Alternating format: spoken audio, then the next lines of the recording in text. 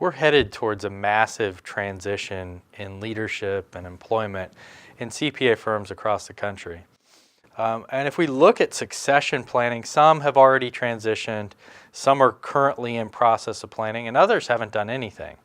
But as I travel around the country, talk to many firms, I notice that tensions are very high among the very generations whose roles are about to shift.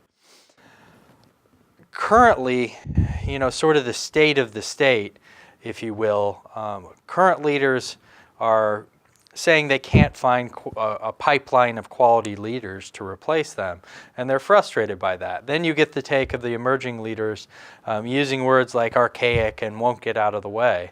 And really none of this is helpful to solving the problem of how are we going to shift the leadership position within all these firms. So just a few tips for both sides. For the emerging leaders, look at the amount of wisdom and experience that the current leadership has. Tap into that. Second would be appreciate the opportunity that has been presented to us. And I will say us because it's primarily my generation and younger. I'd say temper expectations. A lot of times we want it to happen very fast, but this is a big step for both sides, and sometimes we have to temper how quickly we expect this to happen.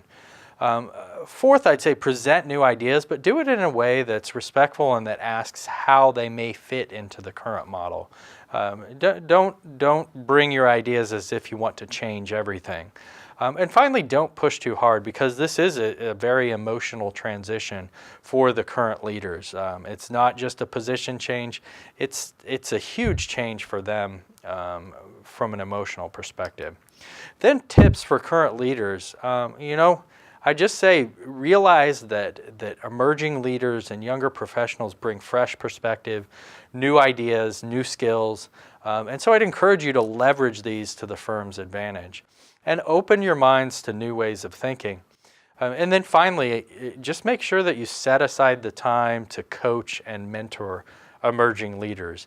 Even small gestures and small commitments of time go a really long way in helping somebody progress in their career. And ultimately what it comes down to is we've got to find a middle ground.